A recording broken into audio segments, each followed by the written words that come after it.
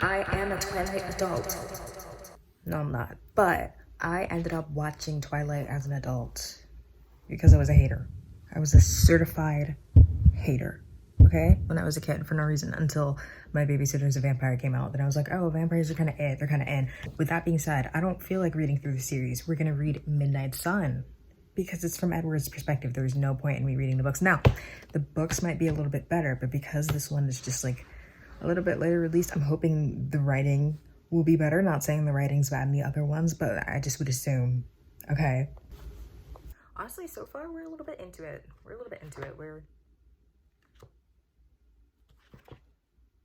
Let's look. We're this far into it, okay? So, you see, so far I have like some things tabbed. I have like one sticky note in here.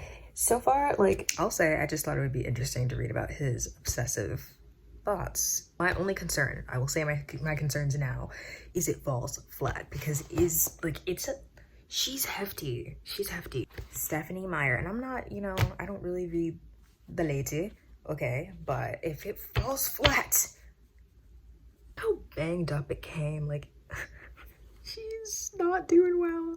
So this is even more spectacular to me. Actually, the ripple is bad. I hate the little ripple. It looks ew. Let's talk about what I finished recently though, okay? Because I have 2 books. All right, and you're gonna think I'm weird because one that you probably don't expect is gonna be rated higher than the other. Hell Followed With Us by Andrew Joseph White. Whopping 4.5 out of 5. I do have a legend for my ratings. I feel like it was amazing. I do, but it could, I don't know. Dark Matter by Blake Crouch. I just finished it the other day too, and I still don't remember my rating. I put them like at the end of the book, a 3.5. Why, you may ask, why? As short as it is, like, it felt like it dragged. I liked the author's writing style when it came to the sci-fi part of it, but when it came to the romance in the second half of the book, the thoughts about the wife, etc., and then the lack of the mention of Charlie, I just wanted to, it's about it. I was so annoyed. Like, the first half of the book before page 200 was so good. I was like in it. I had a hard time picking it up because I just finished Hell Followed With Us, and that is a good book to me. Okay, but let's look. It's the longest 300-page book ever. I feel like it's dragging on. I expected to be more immersed, plus entertained than this. If you ask me about like my recommendation, like I would still recommend both books. And I'm watching the show of this right now, and it's nothing against Blake Crouch. It's just, I don't know, after page 200, I was like, I don't know. I had no one to talk to about that. So yeah, let's go with the flow, why not? But I want to talk about the books I bought recently. I need recommendations on what to start after Midnight Sun. I don't know, let's just vibe while recording. Why so serious? So I went to the thrift, right? Got Gone Girl. Didn't love the movie. Before You Come For Me, I am here for women's everythings, all decisions, but I don't know, it just didn't stick with me. So we're hoping that the book is better. I think she wrote Sharp Objects too. I got it for like $1. And then I have, I don't know if I could say this, Million Employer by Rupert Holmes. I don't know, I heard it was a little bit funny. Frida McFadden, Locked Door. My concern, I feel like she is a good thriller author, excuse me, for people that don't read thriller.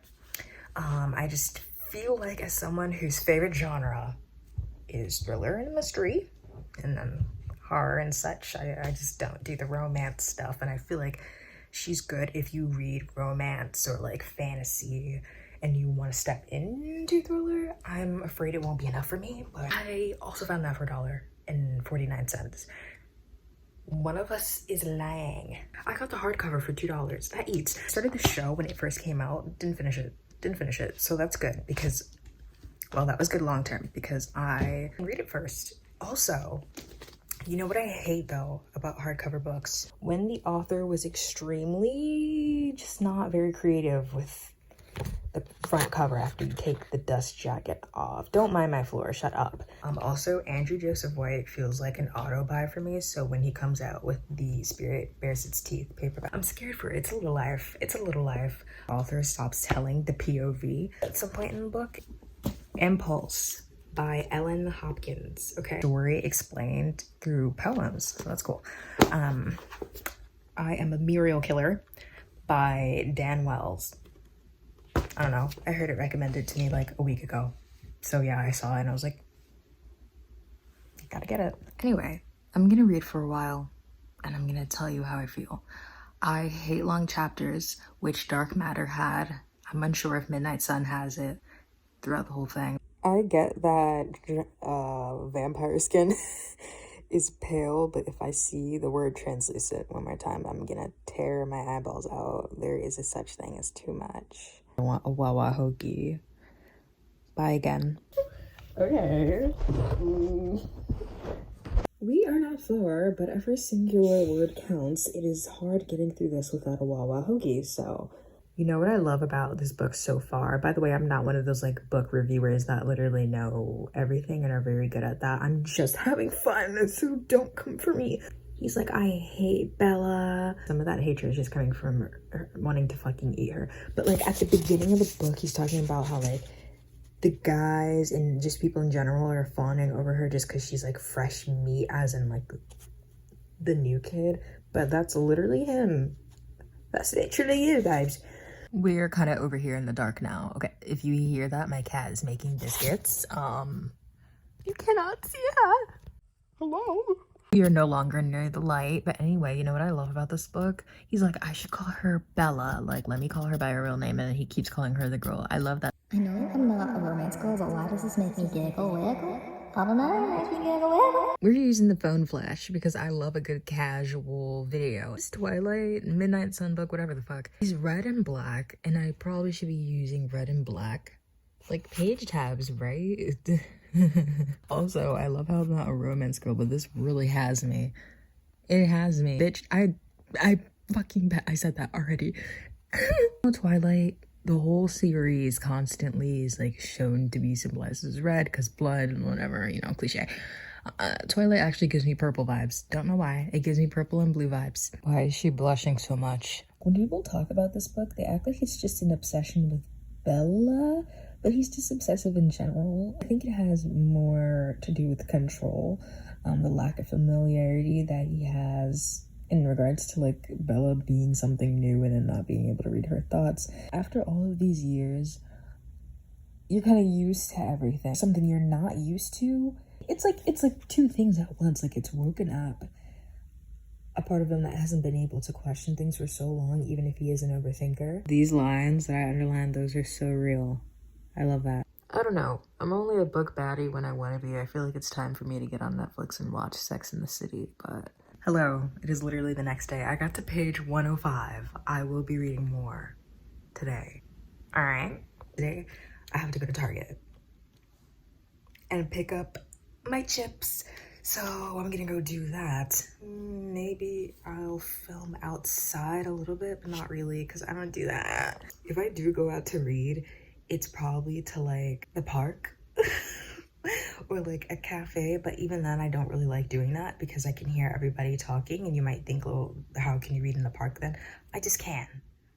Always someone there playing music, so that's also relaxing, or someone dancing. It's a very fun park. Like everybody's just having a good time. It's like the only positive place here. So anyway, how I'm feeling about it so far. If I keep like looking over at the actual like screen, it's because I keep doing this and then you just can't see my face. How I'm feeling so far, it's good, it's good. He's like so conflicted. Also, look at the fit, like I don't have any short sleeve shirts and it's 80 degrees outside. Damn, I wish it was at least 70 so I can get away with it. It's literally 80 degrees. So also, I don't know yet, but I might break this into two parts because I'm a vibe reader. I read when I feel like it. Like I don't read vibe books, but I'm a vibe reader. You know what I mean? This is the longest book I've ever read. Okay, I think the previous version of it was only like 600 pages and this version is 800 pages. So also no more holding the camera back because I don't like how this looks, but but I'm not willing to take it off because I'm literally gonna be out the house and back in. Usually I like go outside. I don't like how this is looking, and I don't like how it looks on camera either, but Look outside right now. I am not gonna pan down. Look how beautiful it is, and I feel like I'm gonna be so hot in what I'm wearing. Gotta be brave, right? So I gotta get my ass up, I guess. And we're gonna eat our chips and drink our sparkling water. I love sparkling water, by the way. Strawberry citrus from Ice sparkling water.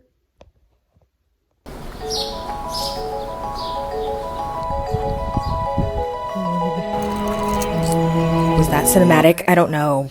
Used to doing this. I'm so scared to like put the camera up. I don't know how people do it, bro.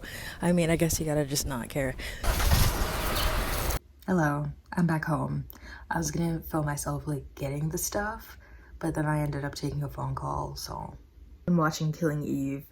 When I stopped reading last night, I didn't go watch Sex and the City, which I never saw that growing up because I was a child. I don't know how other people's parents let them watch like Gossip Girl, Pretty Little Liars, all that as kids. I had to watch that as a grown-up.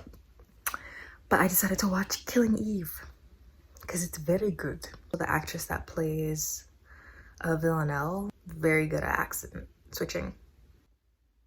Anyway, you know what I was just thinking about? How YouTube used to be when I was younger, where like people would make whole channels where like the first video or a few videos in are their Q&As, and it would just be them like otherwise like playing their little ukulele. Everybody had a ukulele. I still have a ukulele, so no hate, you know what I mean? Or like people used to do DIYs over like literally anything. Times were so much more simpler. This is when I start rambling and I don't shut up about it. Maybe I can talk about it another time, but this was kind of ridiculous. So I don't know. I was gonna try to be a TikTok baddie, but I really just can't be.